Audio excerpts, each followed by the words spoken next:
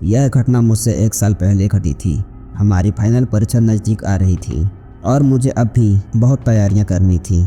आमतौर पर हमारी स्कूल लाइब्रेरी शाम 5 बजे बंद हो जाती थी, लेकिन परीक्षा के कारण स्कूल ने इसे आधी रात तक खुला रखने का निर्णय लिया था ताकि छात्र वहां बैठकर शांति से पढ़ाई कर सकें। मेरा घर स्कूल से ज़्यादा दूर नहीं था, इसीलिए मैंने घर पर पढ़ाई करने की बजाय लाइब्रेरी में ही पढ़ाई करने का फैसला किया था। लाइब्रेरी का शांत और एकाग्र वातावरण मुझे बहुत पसंद था। उस दिन मैं शाम 6 बजे घर से निकला और जल्दी ही लाइब्रेरी पहुंच गया। पढ़ाई में इतना मग्न हो गया कि समय का पता ही नहीं चला। जब घड़ी देखी तो रात के 10 बज चुके थे। मैंने कभी इतनी देर तक लाइब्रेरी में नहीं रुका था। आमतौर पर मैं 8 बजे घर के लिए निकल जाता था। उस समय भी कुछ छात्र लाइब्रेरी में होते थे, लेकिन 10 बजे वहाँ बिल्कुल सन्नाटा था।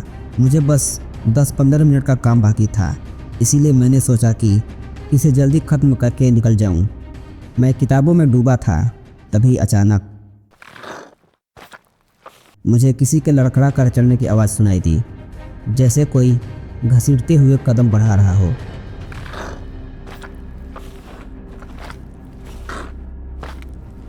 मेरे रोंगटे खड़े हो गए। मैंने जल्दी से अपनी किताबें समेटी और बाहर की ओर भागा।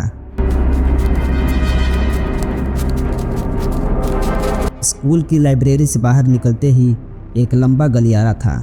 इस गलियारे के अंत में दाएं मुड़ते ही स्कूल का मुख्य दरवाज़ा था। मैंने तेज़ी से गलियारे की ओर बढ़ा, तभी मेरी नज़र सामने पड़ी। वहाँ एक औरत खड़ी थी। मैंने कभी उसे स्कूल में नहीं देखा था। जैसे जैसे मैं उसके करीब जाता गया, मेरा डर भी बढ़ता गया। उसका अजीब सा खड़ा रहना मुझे असहज कर रहा था। अचानक मैंने हिम्मत करके पूछा, कौन है वहाँ? वो नहीं बोली। मैंने फिर कहा, कौन है वहाँ? कुछ तो बोलो, वहाँ कौन खड़ा है? मेरे इतना कहते ही वह औरत पलक झपकते ही गायब हो गई। मैं घबरा गया, लेकिन जैसे तैसे खुद को संभाला और तेज़ी से बाहर की ओर भागा। बाहर अजीब सन्नाटा था। आमतौर पर इस सड़क पर रात में भी हलचल रहती थी, लेकिन उस रात वहाँ कोई नहीं था, ना कोई गाड़ी और ना कोई राहगीर। घबराहट में मैं बस जमीन की ओर देखता हुआ तेजी से घर की ओर बढ़ने लगा। जैसे ही मैंने अपने घर के पास पहुंचा, मैंने जमीन पर एक परछाई देखी, लंबी, डरावनी, मेरी ओर बढ़ती हुई। लेकिन वहाँ कोई नहीं था। जब मैंने सिर उठाया तो मेरे ठीक सामने एक औरत खड़ी थी, ठीक वही औरत जिसे मैंने गलियारे में देखा था। वह बहुत ही अजीब लग रही थी। उसके कपड़े फटे और गंदे थे। हाथ और पैर अजीब तरह से मुड़े हुए थे, जैसे वे टूट चुके हों। उसके बिखरे हुए बाल उसके चेहरे को आंशिक रूप से ढके हुए थे। मेरा दिल जोरों से धड़कने लगा। मैं उसे देखकर जड़ हो गया था। मेरे कदम आगे बढ़ने की हिम्मत नहीं कर रहे थे। तभी उसकी फटी हुई आवाज़ आई, मेरी बेटी कहाँ है? मैं डर के मारे सन्न रह गया। मैंने कुछ नहीं बोला।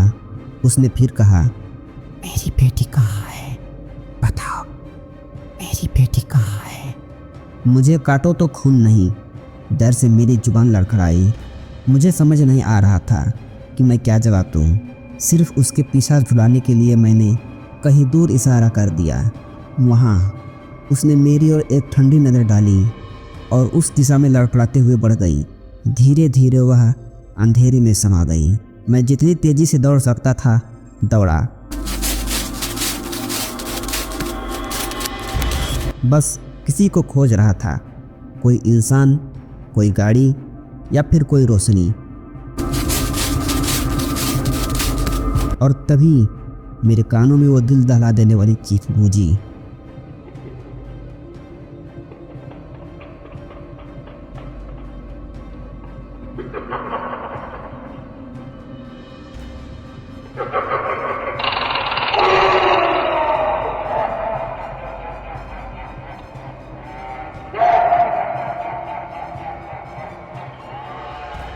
वो यहाँ नहीं है। उस चीख के साथ ही मुझे होश खोता हुआ महसूस हुआ। मेरी आंखों के सामने अंधेरा छा गया। जब मुझे होश आया तो मैं अपने घर में था। मेरी पड़ोसी ने बताया कि वह मुझे एक सड़क पर बेहोश पाया था और घर लेकर आया। घर वालों ने उस रात के बारे में मुझसे पूछा। मैंने डर के मारे उसे पूरी कहानी सुना दी। उसने गंभीर स्वर में मुझसे पूछा, क्या तुमने कभी 1998 में हुई घटना के बारे में सुना है? नहीं, मैंने सिर हिलाया। तब उसने आगे बताया कि 1998 में यहाँ एक 32 साल की महिला एलिना अपनी 10 साल की बेटी के साथ रहती थी।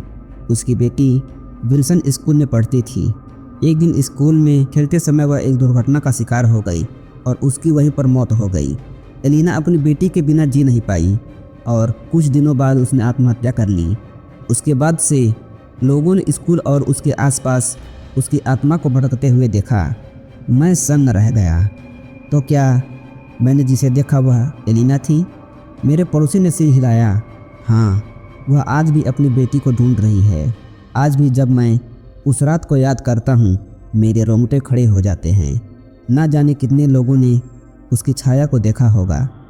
ना जाने कितने लोगों ने उसकी कराहती आवाज़ सुनी होगी। वह आज भी भटक रही है अपनी खोई हुई बेटी को ढूंढने के लिए। क्या आप भी कभी विल्सन स्कूल के पास से गुजरे हैं?